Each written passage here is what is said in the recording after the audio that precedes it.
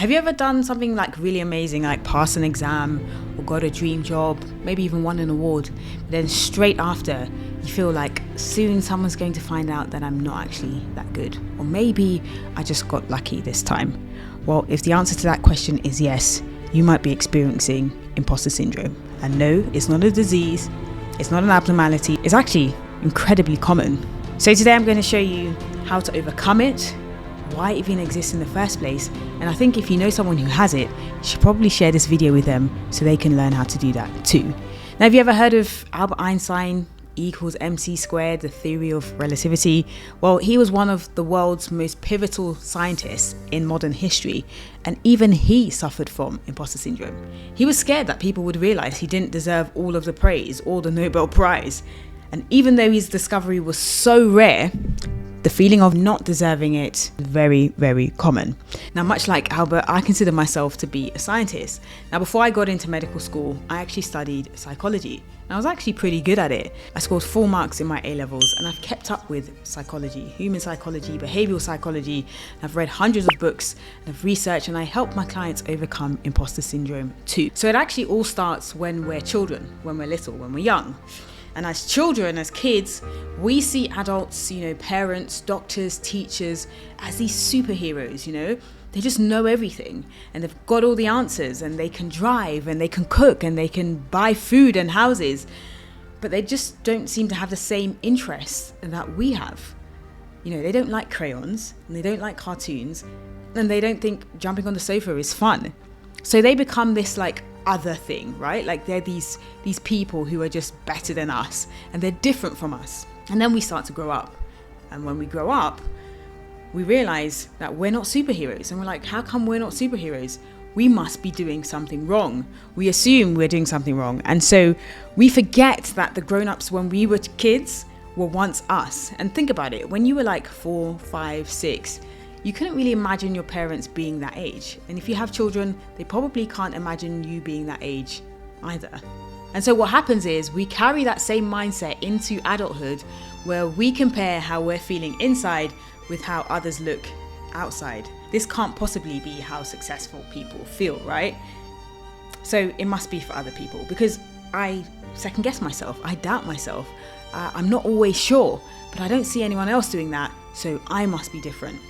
And we forget that everyone else is probably doing the exact same thing.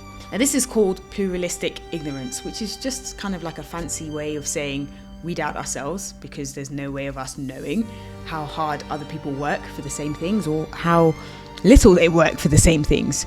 Now, here's the thing about imposter syndrome that's really interesting, is that it happens to everyone, number one, but it actually happens more so when you're good at things. Like, the more talented you are, the more likely you are to feel like you're not. You think, well, it can't be that special because I didn't even try that hard. And it's kind of like me saying, I'm not that special for getting 4 marks in psychology because it came easily to me. But think about it. If somebody else did that, then I'd probably be impressed, right?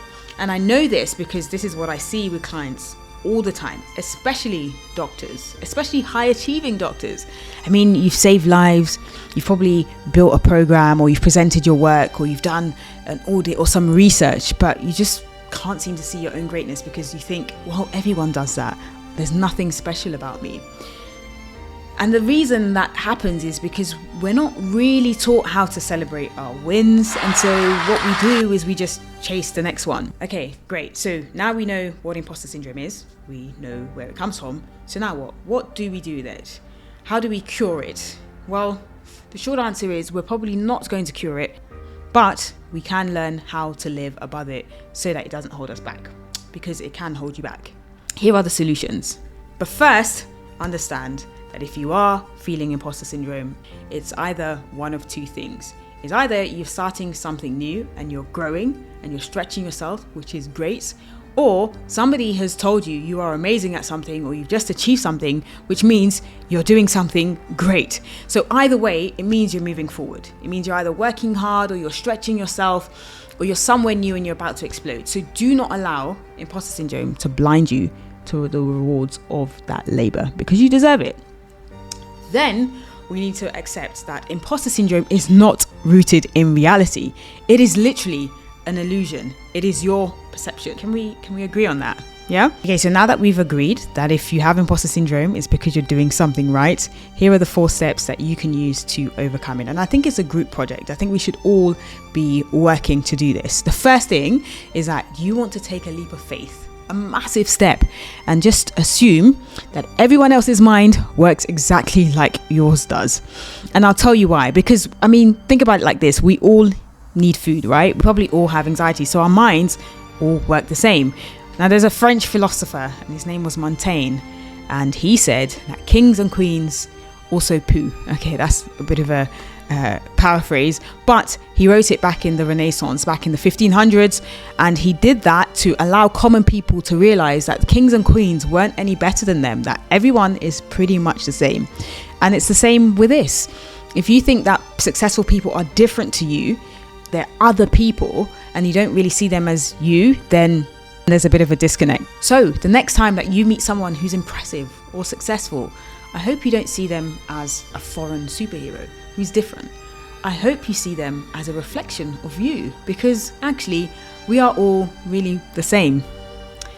The second thing that you can do is to name it. When you feel imposter syndrome, when someone gives you a compliment or someone says, oh, that was an amazing presentation, or you think, oh, I can't possibly do this, you want to say, hang on a second, this is not a fact, this is an illusion. And then you just talk about it, and that helps to stop it in its tracks. The next thing you can do is create what I call a win file. Now, I do this with all my clients. Every Monday, I make them send me their wins from the week before. And the reason why I do that is because it reinforces positive feedback. I have my own file and my own folder of testimonials and things that I've done that are great, so that when I do inevitably doubt myself, I can have a look at it and say, actually, you've got this. And the last thing, by no means least, is that imposter syndrome wants us to keep quiet, and that's how it proliferates. But we are going to do the opposite. First of all, you've got to be honest with your doubts, your fears, your anxieties. Tell other people how you feel, so that other people don't feel like it's just them, right? Share your story sometimes, and then don't allow it to stop you from taking the action. Launch the project, apply for the thing, don't let it hold you back.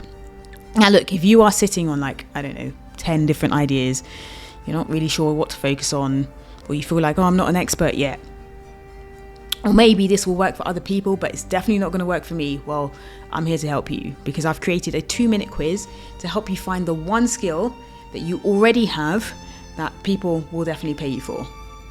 And the thing is, you only need to focus on one skill to be successful. You don't have to do everything. You just need to start with one thing. So take the free skills identification quiz, which will be in the comments or in the description. So to put it really, really simply, imposter syndrome is when your outside life looks successful, but inside you feel like you've tricked everyone into thinking that you're good. And that's literally just because you don't have access to other people's thoughts, but you have access to all of your inner thoughts, and they don't. And so all you can really see is their outward success, the confident voice, the nice clothes, the pictures on Instagram. And all we see of ourselves are our inner doubts, the weird thoughts, So it just seems like everyone else has it all together while we just kind of feel like a hot mess. If this helped you, hit the subscribe button, because we talk about useful and helpful stuff on this channel every week. And remember, you're not a fraud, you're human, and the world probably needs what you're hiding or afraid to share. So remember, it's about moving forward. So keep moving forward.